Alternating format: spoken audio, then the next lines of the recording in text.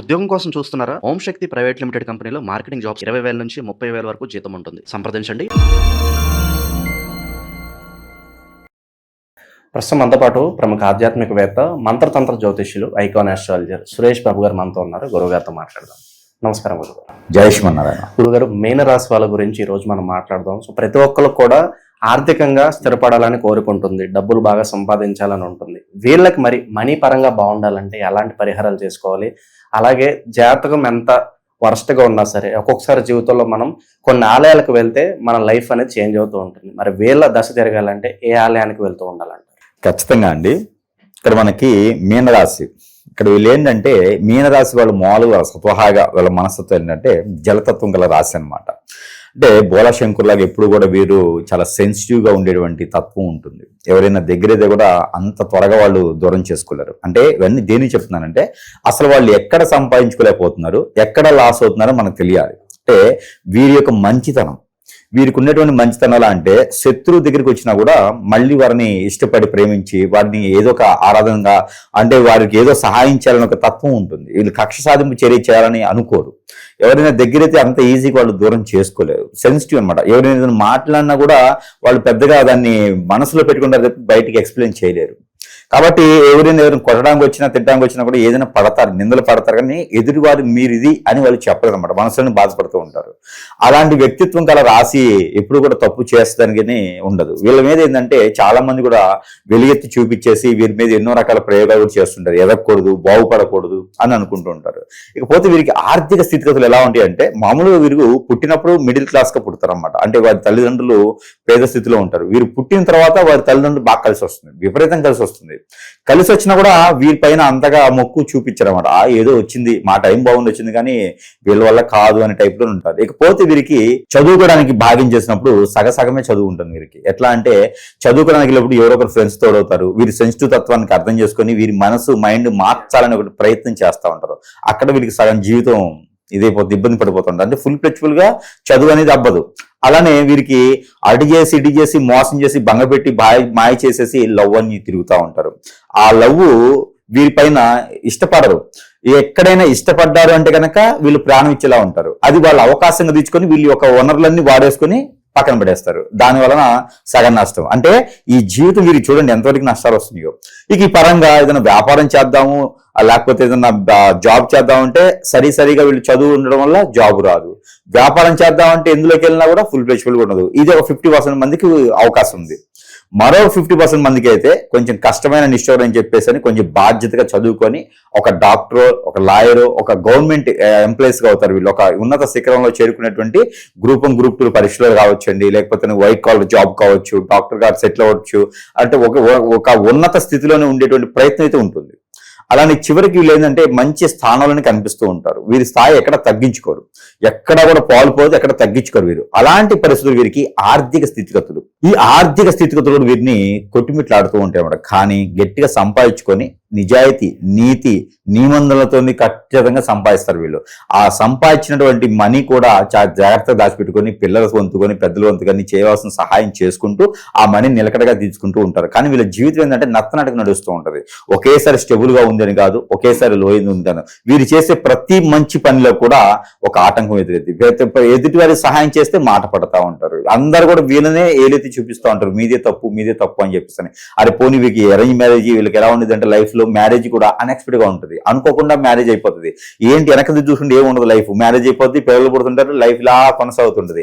అలాంటి పరిస్థితుల్లో ఉన్నటువంటి మీనరాశి వారికి ఇక్కడ ఏమవుతుందంటే ఆర్థిక స్థితిగతులు ముఖ్యంగా వెనకబడుతూనే ఉంటాయండి.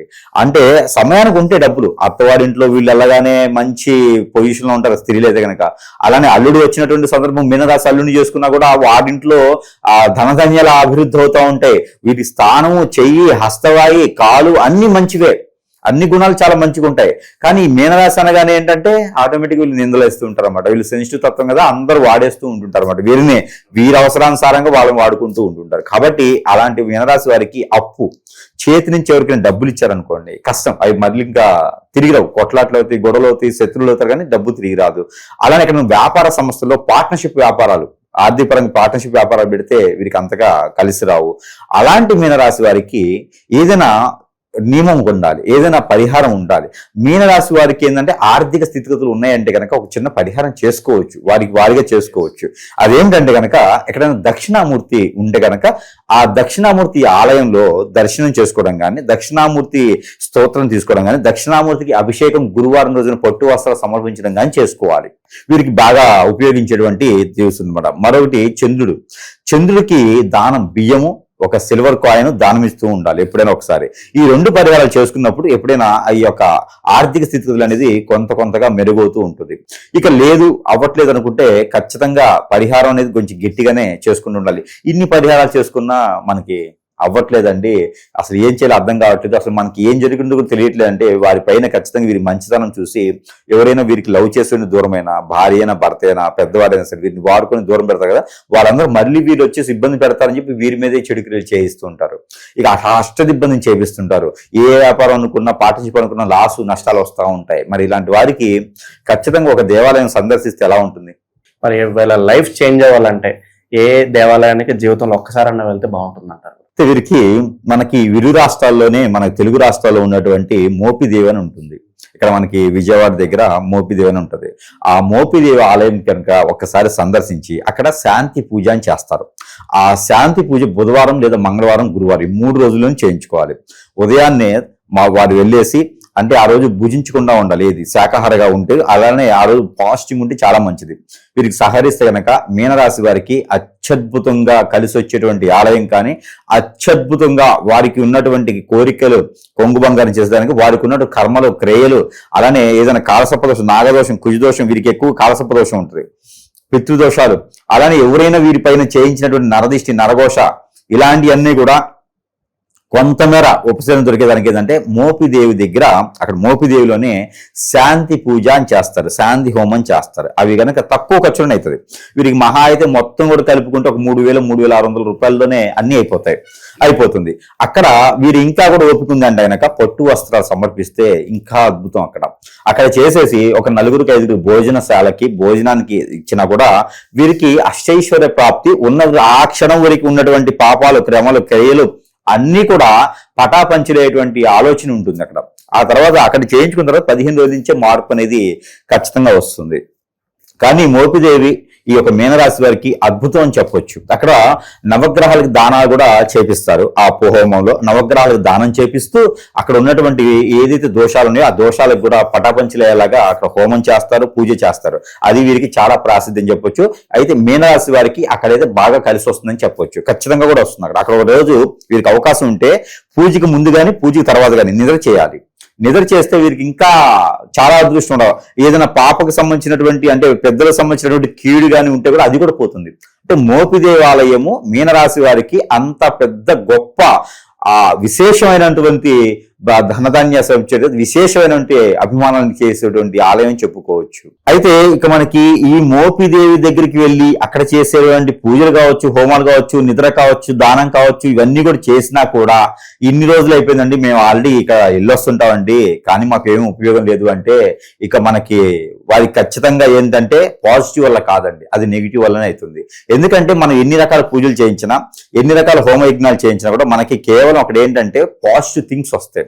మన లోపల నిజంగానే జాతక ప్రకారంగా దోషాలు ఉన్నాయంటే తీరిపోతాయి. కానీ ఎవరైనా దండెత్తి మన పైన ఇంకా మంచితనం తట్టుకోలేక మన పైన ఏదన్నా చెడు క్రియలు చేపించారనుకోండి, ఆ చెడు క్రియలు అంత త్వరగా పోవు. దాన్ని ఎలా అయితే చేపించారో అదే విధంగా చేపిస్తేనే దానికి రిటర్న్ అయ్యి అప్పుడు మనకి జీవితం బాగుంటుంది. కాబట్టి ఇంకా ఎన్ని రకాలు చేపించినా అష్టదిబ్బందులు ఉండిపోయానండి, ఈ ఒక పని ముందుకెళ్ళట్లేదు, విదేశాలు అనుకున్న వెళ్ళట్లేదు, అనుకున్న పనులు ముందుకెళ్ళట్లేదు, పిల్లలకి పెళ్ళిళ్ళు లేవు, ఇంతవరకు జీవితం సెటిల్ అవ్వలేదు, అలానే దోషాలు అంటున్నారు, అలానే ఏదో రకాలు అంటున్నారు, కానీ ఎన్ని రకాల డబ్బులు పెట్టినప్పుడు ఉపయోగం లేదండి, ఇంతకన్నా పెద్ద గొప్పగా చేశామండి అంటే కనుక వారికి నిజంగానే ఏదో జరుగుతుందని అర్థం అండి. వారికి ఇట్లాంటి ఏదైనా ఉంది అంటే కనుక ఖచ్చితంగా సంప్రదించాల్సిందే. సంప్రదిస్తే నిజంగా వారిపైన ఏదైనా చెడు క్రియ జరిగింది అనుకోండి, దానికి పరిష్కార మార్గం చూపించే విధంగా ఉంటుంది. వారికి ఎలా అయితే జరుగుతుందో ముళ్ళుని ముళ్ళుతోనే తీయాలి. మనకు జరిగిన చెడు అయితే ఎక్కడో ఆలయానికి వెళ్ళి చేయిస్తే అవ్వదు. ఆలయానికి కామన్ గా ఉండి గ్రహ దోషాలని, పితృదోషాలు అంటే వెళ్ళి చేసుకోవచ్చు. ఆ దోషాలు కాదు అని తెలిసిన తర్వాత మనం వెళ్ళకూడదు. ఇక ఆకలి అవ్వట్లేదు, నిద్ర పట్టలేదు, చిరాకులు వస్తున్నాయి అంటే ఇది ఆలయ సమస్య కాదండి, ఇది వేరే సమస్య. దీనికి ఖచ్చితంగా నెగిటివ్ అని అర్థం.